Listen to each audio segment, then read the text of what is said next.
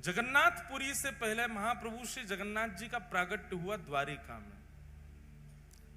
आप पहले द्वारिका में प्रकट हुए द्वापर में। वैसे तो महाप्रभु जगन्नाथ जी अनादि हैं, सतयुग त्रेता द्वापर के नहीं है। मैंने कल बताया था ना कि निर्गुण निराकार ब्रह्म से सबसे पहले सगुण साकार ब्रह्म जब दिखे तो काले ब्रह्मांड में दो नेत्र और अधरी दिखे, वो जगन्नाथ जी ही हैं। तो सगुण साकार रूप में सबसे पहले दिखने वाले यदि ठाकुर कोई हैं तो वो जगन्नाथ जी। तो आप अनादि हैं, आपके ही रूप को देख करके फिर अन्य अन्य अन्य अन्य रूपों की कल्पना की गई। ऐसे नेत्र हैं, ऐसे अधर हैं, ऐसा मुख है, सब कुछ भाव रखे गए, पर सबसे पहले प्रकट होने वाला रूप महाप्रभु जगन्नाथ जी का ही है। द्वारिका की बात है, भगवान की समस्त पटरानियां जब भी अपने कार्यों से निवृत्त होती हैं तो सबके मन में इच्छा होती है कि हमको कुछ ठाकुर जी की लीला या चर्चा सुनाई जाए। चलते फिरते कभी देवकी मैया कोई चरित्र सुनाती हैं, कभी रोहिणी जी कोई चरित्र सुनाती हैं, लेकिन आधे अधूरे ही रह जाते हैं। तो एक दिन समस्त कृष्ण पटरानियों ने रोहिणी जी को बुला करके कहा, रोहिणी मैया ऐसी हैं बलराम जी की मैया, बहुत ध्यान से सुनिएगा। रोहिणी मैया का स्वरूप स्वभाव आपको इतना बड़ा सौभाग्य प्राप्त हुआ, ठाकुर जी की ब्रजलीला, मथुरा लीला और द्वारिका लीला, तीनों लीलाओं का संपूर्ण दर्शन करने का सौभाग्य यदि किसी को मिला है तो वो रोहिणी मैया को मिला है। संपूर्ण ब्रजलीला का दर्शन भी रोहिणी मैया ने किया, संपूर्ण मथुरा लीला का और द्वारिका लीला, सारी लीलाओं का दर्शन रोहिणी मैया ने किया है। तो भगवान की पत्नियों ने रोहिणी मैया से कहा, मां आप एक जगह बैठ करके धैर्य पूर्वक ठाकुर जी की संपूर्ण लीला हमको सुनाओ, ब्रज लीला सुनाओ।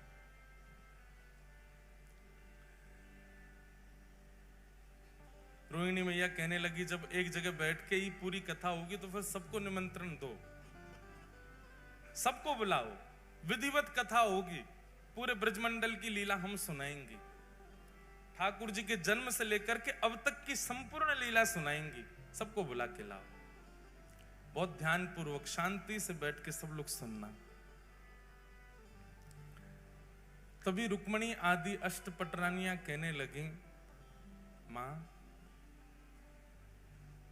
सब आएंगे लीला में, लेकिन 3 लोग वर्ज्य रहेंगे, 3 लोगों को निषेध है कथा में आना। रुक्मणी जी बोली कौन? रोहिणी मैया बोली कौन? बोले सबसे पहले तो बलराम जी, जे नहीं आने चाहिए कथा में। रोहिणी मैया बोली, वाह, वक्ता के पुत्र को ही नहीं आने दोगे कथा में? हमारे लाला हैं बलराम जी, हम कथा सुनाएंगे, हमारे पुत्र को नहीं आने दोगी? अब मां आप समझो ना, वो जेठ जी हैं और जेठ के आगे हमको इतना संकोच लगेगा कि जेठ जी बैठे हैं, कभी घूंघट करना, कभी आपने कोई कीर्तन गाया तो नाचने में भी संकोच होगा, जेठ जी बैठे हैं। इसलिए आप कृपा करके उनको तो दूर ही रखना। बेचारे बलराम जी के साथ में एक अन्याय तो हुआ कृष्ण लीला में। इसी कारण से जब रासलीला होती है तो रासलीला में हम गाते हैं, राधा नाचे कृष्ण नाचे, नाचे गोपी जन, मन मेरा बन गया सखीरी पावन वृंदावन। ब्रह्मा भी नाचे, शंकर नाचे, सूरज नाचे, चंद्र नाचे, तारे नाचे, सब ब्रह्मांड नाच रहा है, केवल एकमात्र बलराम जी नहीं नाचे। बलराम जी को रास में भी नहीं आने दिया किसी ने। क्यों? बलराम जी आए तो थे, जैसे ही रास में बलराम जी आए सब गोपियों ने घूंघट कर लिया। सब जेठ ही मानती हैं इनको, क्योंकि गोपियां भी सब कृष्ण को पति मानती हैं, ये बड़े भैया हैं, जेठ हो गए।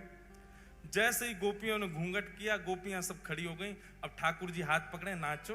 गोपियां कहें, जेठ जी खड़े, इनके आगे कैसे नाचो? तो ठाकुर जी बोले दाऊ दादा ये सब गोपियां नृत्य कर रही हैं, देखो गोपी बने शंकर जी भी घूम रहे हैं, गोपी बने ब्रह्मा जी भी हैं, सब गोपी हैं, आज आपको भी गोपी बन के आना पड़ेगा। दाऊ दादा बोले मैं बनूंगा गोपी, मैं तो नहीं बनना।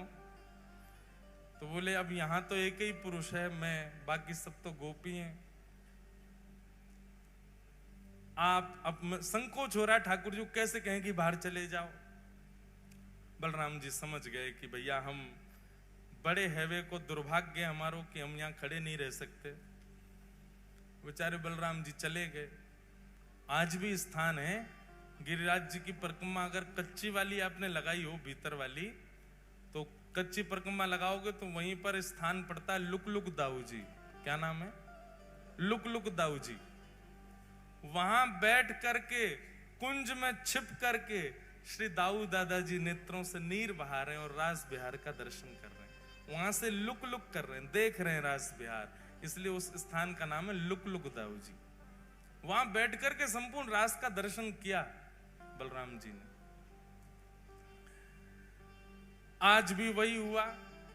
सब कृष्ण पटरानियां कहने लगे, बोले कि कथा में 3 नहीं आएंगे, सबसे पहले बलराम जी पर, जेठ जी हैं उनके आगे हम कथा में संकोच होगा। रोहिणी मैया बोली ठीक है। दूसरा, बोले दूसरी सुभद्रा।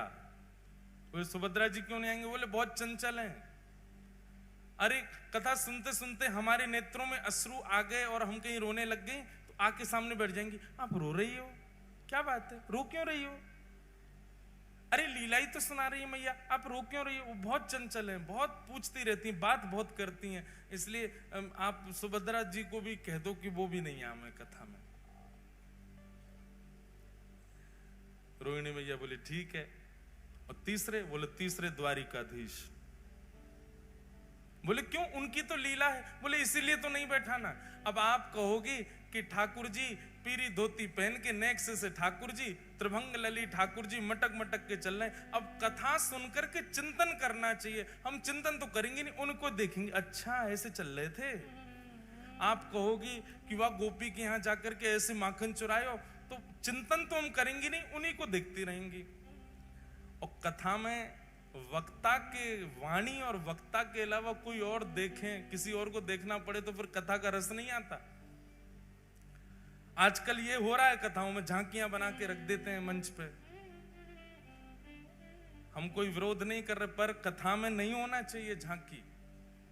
कथा में झांकी कब आती है पता है? जब कथा में मन नहीं लगता तो झांकी बना के लाते हैं। चलो इससे तो मन लगे लोगों का, वो आकर्षण के लिए होता है, वो मनोरंजन के लिए होता है। कथा में तो वक्ता की वाणी सुनो, नेत्र बंद करके जो वो कह रहे हैं उसका चिंतन चित्त में करो। मन का मंथन होना चाहिए, मनोरंजन नहीं। और क्षमा करें, अगर द्वारिकाधीश यहां बैठ गए तो आप बोलोगी, हम चिंतन करेंगे किसका? हमारे सामने ही बैठे हैं जिनकी आप कथा सुना रही, तो इसलिए उन्हीं को देखती रहेंगी हम तो। और फिर स्वभाव आ जाता है ना, जिसकी प्रशंसा सुनाई जाती है तो हम उसको अच्छा तेरी बात बता रहे हैं, ऐसे करता है, ये होता है। और बोले आप कुछ भी बताओगी, हम श्री कृष्ण को, अच्छा तो ये सब किया आपने। तो इस कारण से कथा में वो भाव नहीं बन पाएगा जो बनना चाहिए। इसलिए ठाकुर जी को भी कथा में मत बुलाओ। रोहिणी मैया बोली तुमने उन 3 लोगों को निषेध किया जिन 3 से पूरी द्वारिका चल रही है। द्वारिका में पत्ता नहीं हिलता इन तीनों के बिना, और तुम कह रही हो कि तुम पूरी कथा सुन लोगी इन तीनों के बिना। बहुत ध्यान पूर्वक सुनिएगा, उपचार कुछ सोचो, कुछ विचार करो कि ये 3 कैसे रुकेंगे कथा में आने से। तो भगवान की पत्नियों में सबसे ज्यादा बुद्धिमान है सत्यभामा। रुक्मणी जी तो बहुत सीधी हैं, रुक्मणी जी बहुत सहज है। रुक्मणी जी तो कह भी रही थी आने दो, कोई बात नहीं, पीछे बैठ जाएंगे तीनों। सत्यभामा ही अड़ी है, ना ना ना ना, तीनों नहीं आने चाहिए। सत्यभामा जी बोली एक उपाय है। बोले क्या? बोले इन तीनों को एक खेल में व्यस्त करा देते हैं। ये खेल खेलते रहेंगे, उसी में व्यस्त रहेंगे, उतनी देर हम कथा सुनते रहेंगे। बहुत दिन हो गए, अब ये बड़े हो गए तीनों, इन तीनों को इनका बचपन याद कराया जाए। रोहिणी मैया बोली वो कैसे होगा? बोले जिस दिन ये तीनों संग बैठे होंगे हम उनके सामने चौसर खेलेंगे। चौसर बहुत प्रिय है तीनों को, और चौसर भी गलत सलत खेलेंगे, तो हमको सही करने के लिए वो तीनों बैठ जाएंगे, और तीनों जैसे बैठेंगे चौसर खेलते खेलते उसी में व्यस्त हो जाएंगे, और हम यहाँ आकर के कथा सुनने लग जाएंगे। रोहिणी मैया बोली ठीक है, तुम्हारी तरकीब अच्छी है, लगाओ। वही हुआ। एक दिन सत्यभामा, जामवती, रुक्मणी जी, कालिंदी सारी सब बैठी हैं, और सब बैठ करके चौसर खेल रही हैं। और चौसर खेलते खेलते अब जोर जोर से हंसने की आवाज आई, तो सुभद्रा जी ने तुरंत देखा, बोले हो क्या रहा है? देखा तो भाभियां सब खेल रही हैं। आकर के सुभद्रा जी जब देखने लगी तो देख के बोली ये तो गलत खेल रही हैं, ऐसे थोड़ी खेला जाता है। रुको, मैं भैया को बुला के लाती हूँ, मैं दिखाती हूँ कैसे खेलते हैं, हम तीनों तो निपुण हैं। और तुरंत कृष्ण बलराम को लेकर के सुभद्रा जी आई, और चौसर की सेज पर बैठ गई, और वहां चौसर खेल खेल के दिखाने लगी। तीन पक्ष बट गए, कुछ बलराम जी के, कुछ ठाकुर जी के, कुछ सुभद्रा जी के, सब पत्नियां बट गईं। अब तो थोड़ी देर तो इनका उत्साहवर्धन किया, हाँ हाँ बहुत अच्छा बहुत अच्छा, अरे बलराम जी आप तो कमाल हो, कभी ठाकुर जी आप कमाल हो, ऐसे सब नाटक हो रहा था वहां पे। इतने में धीरे धीरे धीरे पीछे से उठ करके सब पत्नियां ठाकुर जी की जा रही थी, और जैसे खेल समाप्त होने लग जाए तो सत्यभामा जी ऐसा कुछ करें कि वो चौसर का पूरा जो स्थान था, जो पूरा सामने रखा था, वो हिल जाए, तो अरे अब तो दोबारा से होगा, और फिर शुरू हो जाए। ऐसे खेल में तीनों को तन्मय करके समस्त पटरानियां एक सभागृह में चली गईं, और रोहिणी मैया आसन पर विराजमान होकर के ब्रज लीला सुनाने लगी।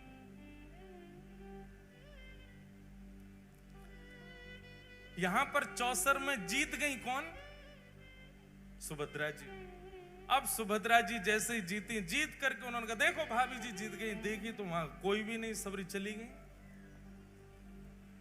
भैया एक भाभी जाए, दो जाए, 10 जाए समझ आती है, 16 हजारों चली गई। कुछ तो गड़बड़ है, मुझे ऐसा लग रहा है कि हमको कहीं पर फंसाया गया है। और देख नहीं रहे हो, बिल्कुल शांति छा गई है पूरे महल में, ऐसा लग रहा है कोई है ही नहीं है। ताल में कुछ काला तो है। ठाकुर जी बोले हमें तो पूरी दाल ही काली लग रही है, कुछ काला नहीं है, ढूंढो। और ढूंढते ढूंढते पहुंचे, एक विशाल सभागृह था। रोहिणी मैया नेत्र बंद करके संपूर्ण लीला सुना रही हैं, और सामने बैठकर के समस्त कृष्ण पटरानियां भाव आवेश में भाव विभोर होकर के ठाकुर जी की लीला सुन रही हैं। श्री यशोदा मैया लाल जी के छोटे छोटे हस्त कमलों में अपनी उंगली देख करके उनको चलना सिखा रही हैं। नन्हे नन्हे चरणों से ठाकुर जी कैसे चल रहे हैं, और जैसे ही चलते हैं यशोदा मैया अपनी उंगली हटा देती है। ठाकुर जी दोनों भुजा खड़ी करके एक पैर आगे रखते हैं, और रख करके फिर ऐसे डामाडोल होते भय से नीचे गिर जाते हैं। ये सब लीलाएं बता रही हैं। सब पत्नियां हंस भी रही हैं, और नेत्रों से प्रेमाश्रुओं को पहुंच करके यशोदा मैया को याद भी कर रही हैं।